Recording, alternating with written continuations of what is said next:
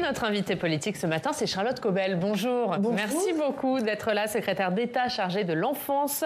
On est ensemble pendant 20 minutes pour une interview en partenariat avec la presse régionale, représentée par Christelle Bertrand du groupe La Dépêche. Bonjour Christelle. Bonjour Yann, bonjour Charlotte Caubel. Bonjour.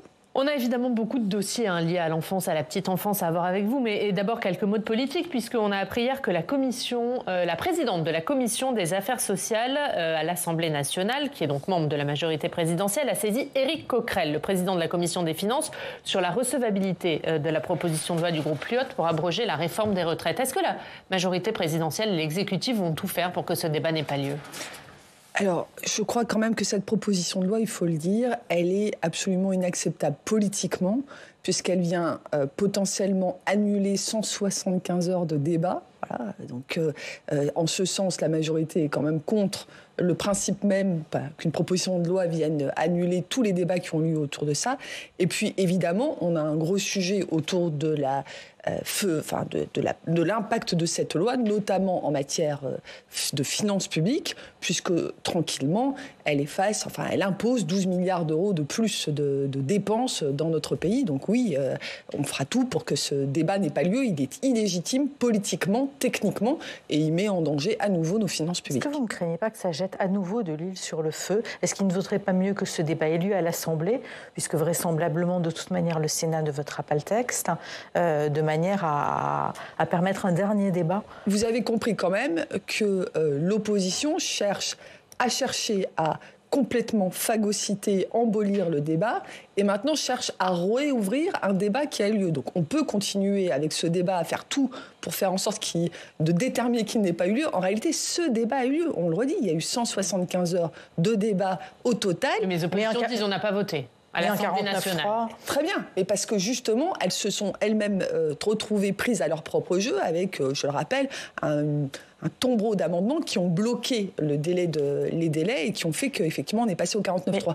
Mais est-ce que, objectivement, on peut concevoir dans ce pays qu'une loi qui a été adoptée, validée par le Conseil constitutionnel soit totalement remise en cause par une proposition de loi d'un seul groupe qui vient par ailleurs, je le répète, non seulement revenir sur le principe de la loi, mais augmenter sensiblement les dépenses de l'État. Mais je repose ma question, vous ne craignez pas que ça jette de l'huile sur le feu à nouveau ? Là, Moi, je trouve que c'est cette proposition de loi qui rejette de l'huile sur le feu, alors même qu'on le voit, pour beaucoup de raisons, la contestation et les manifestations ont retrouvé un certain calme. C'est cette proposition de loi qui rejette de l'huile sur le feu. À Sambrevin, aujourd'hui, la gauche organise une manifestation pour dénoncer les violences d'extrême droite. La majorité sera absente. Est-ce que c'est un bon signal à envoyer ? Est-ce qu'il n'aurait pas fallu que tous les partis politiques soient unis dans ce mouvement-là ? Ce qui est important, c'est l'engagement que la majorité a pour venir au soutien de l'ensemble des élus qui subissent aujourd'hui massivement des violences absolument inacceptables qui remettent en cause notre démocratie. Un certain nombre de textes, un certain nombre de démarches, portées notamment par le ministre de la Justice, visent à mieux protéger et à venir au soutien de nos élus. La manifestation qui est organisée avec un prisme politique quand même assez fort, la majorité a considéré que ce n'était pas sa place et qu'au contraire, il fallait être dans l'action pour protéger au maximum nos élus qui sont évidemment l'objet de violences absolument inacceptables. Pourquoi est-ce qu'elle a jugé que ce n'était pas sa place ? Parce qu'on est au gouvernement en charge de mener des actions. Peut-être nous faut-il être, évidemment, enfin pas peut-être, il nous faut être en action et pas nécessairement en manifestation. On s'est déjà beaucoup exprimé. La Première ministre s'est exprimée à l'Assemblée nationale. Tous les membres du gouvernement, évidemment, se sont élevés contre la situation et regrettent, déplorent, une tristesse absolue quand même de voir ce qui s'est passé là-bas. Notre objectif à nous, c'est d'être dans l'action et de faire tout pour qu'il y ait une reconstruction du lien entre nos citoyens et nos élus. C'est tout à fait essentiel. On va parler des dossiers qui concernent les enfants, la petite enfance, ils sont nombreux. D'abord, vous préparez votre plan, un plan pour lutter contre les violences faites aux enfants. Il sera présenté dans 2 semaines en Conseil des ministres. Quelles sont les premières pistes ? Quelles sont les grandes lignes ? Alors d'abord, c'est un plan qui est un plan numéro 2, parce que dans le précédent quinquennat, il y a eu un plan 2019-2022, il y a eu plusieurs dizaines de mesures et qui ont été quasiment toutes mises en œuvre grâce à l'investissement de l'ensemble des ministères qui ont été engagés sur ce plan. Mais ça ne pas toutes. Alors, il y en manque quelques-unes, mais vraiment globalement, si je parle notamment de l'installation de la CIVI, si je parle donc de la commission indépendante des victimes d'infractions sexuelles, si je parle bien sûr des UAPED, des unités d'accueil pédiatrique pour entendre la parole de l'enfant, beaucoup de choses très importantes ont été faites dans le précédent plan et il faut saluer que ce plan a été conduit. Néanmoins, ça fait 1 an que je suis à mon poste et je ne peux que mesurer que nous n'arrivons pas à mobiliser suffisamment notre pays sur la réalité des violences faites aux enfants. On est enfin arrivé à le faire sur les violences faites aux femmes. Aujourd'hui, la question des violences faites aux enfants, pardonnez-moi, mais ne passe pas le mur du son. On n'entend pas qu'un enfant meurt tous les 5 jours dans son environnement familial. On n'entend pas qu'à peu près 2 enfants par classe subiront un jour un phénomène d'inceste. Donc ça, il faut quand même que ça rentre dans la tête de l'ensemble des adultes pour plusieurs raisons. Qu'un enfant est agressé toutes les 3 minutes. Voilà, ça fait ça d'après les chiffres de la Civis. Donc il faut quand même l'entendre et ça doit interpeller tous les adultes que nous sommes à la fois dans notre comportement à l'égard des enfants, que ce soit dans les violences éducatives ordinaires, mais évidemment dans les violences encore plus évidemment destructrices que sont les violences sexuelles. Mais ça doit aussi interpeller chaque adulte pour repérer les signaux faibles et porter la parole des enfants. Excusez-moi, mais justement, pour les violences faites aux femmes, il y a de grosses campagnes de communication de la part du gouvernement depuis des années. C'est ce qui fait qu'aujourd'hui, l'opinion publique s'en est saisie. Est-ce que ça a été suffisamment fait concernant l'enfance ? Merci de m'envoyer cette balle. Effectivement, à la rentrée scolaire prochaine, nous ferons une campagne que je souhaite à la fois de portée, de dimension et d'impact quasiment identique à la sécurité routière, notamment en nous mettant du point de vue de l'enfant et du traumatisme que constituent les violences pour les enfants. Donc une campagne choc. Une campagne choc que je souhaite évidemment pouvoir relayer très largement sur l'ensemble des médias, comme les campagnes de sécurité routière, parce qu'effectivement, il faut une prise de conscience. On a déjà eu du mal avec les femmes, et pardonnez-moi, je ne suis pas en compétition. C'est 2 combats qui sont à la fois, qui se recoupent sur certains aspects, mais qui sont aussi un peu distincts. On a eu du mal avec les femmes. Avec les enfants, il y a un petit côté que je n'arrive pas à décrypter, qui est, c'est pas possible qu'on fasse ça à des enfants. Il y a toujours une explication. On ne veut pas voir, c'est dans les familles, il y a un petit côté caché. Il y a une forme d'omerta quand même sur le sujet des enfants, et eux-mêmes, évidemment, ont du mal à porter leur propre parole, a fortiori, si je parle des nourrissons, je vous rappelle quand même doublement du nombre de bébés secoués depuis la crise sanitaire. Donc on a 400 enfants chaque année qui deviennent handicapés à vie du fait des secousses qu'ils ont subies quand même. Donc vraiment un mécanisme des violences de toute nature qu'il faut prendre en compte, et donc une campagne choc à la rentrée. Ça ne suffit pas. Donc ça, c'est en septembre, la campagne. Exactement. Avec un slogan, on imagine, qui va frapper les esprits. Avec un slogan, avec vous l'avez déjà trouvé, peut-être une mascotte, enfin vraiment des choses qu'il faut qu'on retrouve, et ça sera une première, on fera une première campagne probablement autour de l'inceste et des violences intrafamiliales qui aujourd'hui quand même détruisent de nombreuses vies. Et puis c'est encore tabou l'inceste aujourd'hui ? Alors évidemment, quand vous dites, mais faites un sondage autour de vous, à titre personnel, faites un sondage dans votre famille. 2 enfants dans une classe d'âge subiront l'inceste. On vous dit mais non. Alors l'inceste, quand je parle d'inceste, c'est violence intrafamiliale entre frères et sœurs, parents, enfants, oncles, etc. Donc c'est quelque chose où globalement on dit non, ce n'est pas possible. Ce n'est pas possible. Voilà. Et en plus, l'inceste par rapport à d'autres types de violences sexuelles est d'autant plus difficile à accepter qu'il va détruire la famille. Il va détruire le couple. Si l'un des 2 est agresseur, il va détruire l'environnement familial. Il y aura les pour, il y aura les contre, ceux qui sont... Donc c'est extrêmement compliqué, c'est un tabou et il y a une véritable omerta sur ça. Il faut la lever. Pardon, juste après je te donne la parole, Christelle, mais donc dans ce plan, il y aura la campagne choc qui sera lancée en septembre, et il y aura quoi d'autre que vous présenterez le 7 juin ? La mise en place d'une plateforme d'écoute de l'ensemble des professionnels de l'enfance, parce que fréquemment, et ce n'est vraiment pas un reproche dans ma bouche, un certain nombre de professionnels repèrent des signaux faibles. Et puis ils se disent toujours que les signaux sont trop faibles et que finalement ils ne sont pas les mieux placés pour en parler. Un certain nombre de professionnels aussi ont des enjeux de secret professionnel. Je pense notamment au corps médical. Vous le savez, on a une polémique autour du secret des médecins. Donc l'idée, c'est d'accompagner chaque professionnel dans leur déontologie professionnelle, mais surtout dans leur mécanique de réflexion autour du signal faible. D'autre part, nous souhaitons évidemment vraiment industrialiser ce qu'on appelle le criblage de la probité de l'ensemble des professionnels et des bénévoles qui tournent autour des enfants.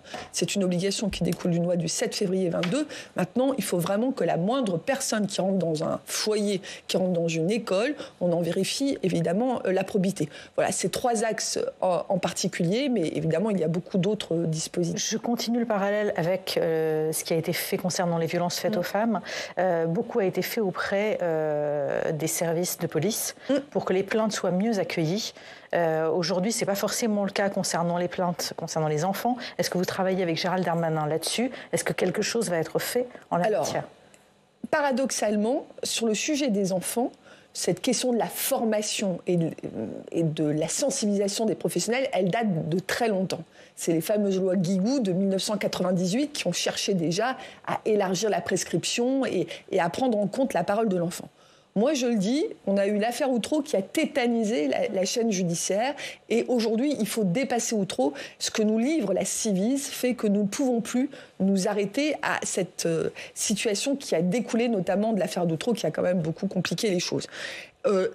De nombreux professionnels sont formés et là, ça fait partie aussi du plan. La Ciivise a mis en place un dispositif de formation de l'ensemble des professionnels qu'on va diffuser, qu'on a déjà commencé à diffuser avec par exemple Agnès Firmin-Lebaudot. On va pendant quelques jours continuer à aller vers les professionnels avec cette formation. Bien sûr, les enquêteurs sont au cœur de nos priorités. Je vous rappelle que Gérald Darmanin a annoncé pour la rentrée prochaine la création d'un office dédié aux violences graves faites aux enfants. Le garde des Sceaux a pris il y a quelques semaine une circulaire sur les violences faites aux enfants. Donc on a vraiment sur ce sujet-là, qui est la priorité numéro 1, fixée par la Première ministre dans le cadre du comité interministériel de l'enfance, une véritable coopération entre l'ensemble des ministres. Je pourrais parler de l'action aussi d'Amélie Oudéa dans le sport. Bref, on est tous très unis sur ce sujet-là. C'est vrai qu'Emmanuel Macron en a fait une des priorités pendant sa campagne électorale. Or, depuis un an, on entend parler pouvoir d'achat, on entend parler retraite, immigration aujourd'hui et très peu d'enfance. Est-ce que vous avez été un peu noyé par l'actualité ?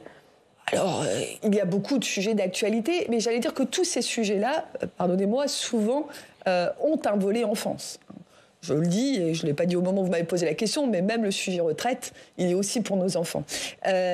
Oui et non. On a beaucoup de thématiques, et c'est d'ailleurs ce qui ma mission auprès de la Première ministre, de faire en sorte qu'il y ait une convergence de l'ensemble des sujets. En matière de santé, par exemple, la question de la santé des enfants, qui est portée par la question de santé, et la question de la santé des enfants est au cœur des priorités du ministère de la Santé, les assises de la santé mentale des enfants. Voilà. Donc on parle beaucoup enfance. Mon rôle à moi, c'est de faire vivre le collectif de l'action pour l'enfance. Écoutez, merci de me donner la parole ce matin pour le mettre en valeur. Par exemple, une mesure très symbolique qui a été mise en avant pendant la campagne électorale par le candidat Macron et le service public de la petite enfance. Oui. Où est-ce que ça en est aujourd'hui ? Alors, c'est au cœur de la démarche du Conseil national de la refondation portée par Jean-Christophe Combes, qui porte le déploiement du service public de la petite enfance. Il y a quand même une ambition très forte de plus de 100 000 places nouvelles. Comment on y arrive, en fait. Alors aujourd'hui, en fait, il y a des discussions qui sont extrêmement importantes entre l'État et les collectivités territoriales qui ont un partage de compétences sur ce sujet-là. Il y a des discussions actuellement, enfin des travaux autour de ce qu'on appelle la convention d'orientation de la Caisse d'allocation familiale, qui est le principal financeur. Donc, il y a des discussions budgétaires et je pense que les principales annonces arriveront au moment du budget sur ce sujet-là. Il y a un peu plus d'un mois, un rapport de l'IGAS révélait des situations de maltraitance dans de nombreuses crèches, de nombreuses structures d'accueil de jeunes enfants. Ce rapport faisait une trentaine de recommandations. Aujourd'hui, où on en est ? Que fait le gouvernement ? Alors, Jean-Christophe Combes s'en est saisi tout de suite, et nous travaillons évidemment conjointement. Sur ce sujet-là, je voudrais qu'on distingue deux types de situations. La situation, à nouveau, des violences faites aux enfants, des violences volontaires faites aux enfants, ce qui était notamment le cas de Lyon, qui a provoqué cette inspection. Ces violences sont inacceptables, il faut y travailler, y compris avec les professionnels. Après, on a un sujet de qualité de la prise en charge qui fait partie, qui est largement décrite dans ce rapport. Et cette qualité, elle passe par plusieurs choses. Bien sûr, les exigences posées par le gouvernement auprès des opérateurs de crèches, les contrôles faits par le gouvernement et par l'État sur ces crèches, qu'il faut bien évidemment renforcer, et évidemment tous les enjeux de recrutement. On le dit, on le répète, dans notre pays aujourd'hui, dans le champ de l'accompagnement, et en particulier dans le champ de l'enfance, mais évidemment on peut parler aussi du champ de nos seniors, on a une vraie difficulté de recrutement, on a une problématique, ça, c'est quelque chose que nous travaillons au niveau du gouvernement, de nouveau en interministériel, pour rendre plus attractifs ces métiers. Est-ce qu'il y aura des annonces, est-ce qu'il y aura des mesures ? Alors, d'abord, il y a une campagne aussi de recrutement, et Jean-Christophe Combe est en train de finaliser les travaux qui ont été portés par une conférence des métiers avec l'ensemble des acteurs de la petite enfance. Évidemment, nous avons un sujet assez majeur sur lequel nous travaillons tous. Des conventions collectives sont en cours de discussion tous ensemble. On a évidemment des enjeux. Donc ce rapport ne restera pas sans suite. Ah non, ça c'est impossible. Et Jean-Christophe Combe s'en est saisi. Et moi, au titre de la protection de l'enfance, évidemment, je suis particulièrement vigilante à la mise en œuvre de la plupart des recommandations de ce rapport. Le Sénat a voté hier soir un texte, vous étiez d'ailleurs dans l'hémicycle, pour instaurer une majorité numérique. C'est un texte qui vient de l'Assemblée nationale et qui fait consensus. Il a été voté à une très large majorité dans les deux chambres. Instaurer une majorité numérique pour que les enfants ne puissent plus s'inscrire sur un réseau social sans l'accord parental avant l'âge de 15 ans. Est-ce que c'est effectivement réalisable ? On a compris que c'était un texte qui était fait pour envoyer un signal, pour susciter le débat. Est-ce que cette majorité numérique, elle pourrait être effective ? Alors, quels sont nos objectifs en matière de risque, de danger, de lutte contre les risques et les dangers sur Internet pour nos enfants ? On a plusieurs types de risques. D'abord, effectivement, l'addiction aux écrans, l'addiction à certains contenus des écrans.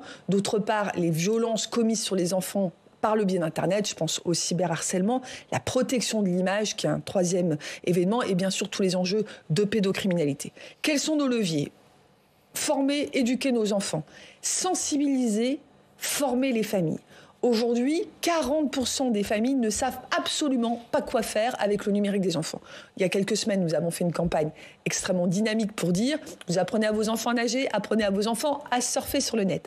Ce texte, il a pour... Donc ça, c'est les deux premiers axes, éducation, sensibilisation des familles et responsabilisation des acteurs du numérique. Vous ne pouvez pas vous laver les mains de ce qui se passe. Vous aussi, vous avez une responsabilité de protéger les enfants sur le net. Donc, est-ce qu'il faut sanctionner les plateformes ? Alors, nous avons la chance, grâce d'ailleurs à l'action extrêmement dynamique de la France, d'avoir un texte européen, deux textes, DSA, DMA, je ne vais pas rentrer dans la technique, que Jean-Noël Barrot, dont Jean-Noël Barrot portera la transposition dans quelques temps avec un texte, qui nous permettent déjà d'avoir des leviers à l'égard des plateformes. Je vous rappelle qu'il y a quelques jours, Meta a été sanctionné violemment sur des sujets de protection des données. Donc on commence à avoir les leviers de discussion avec les plateformes.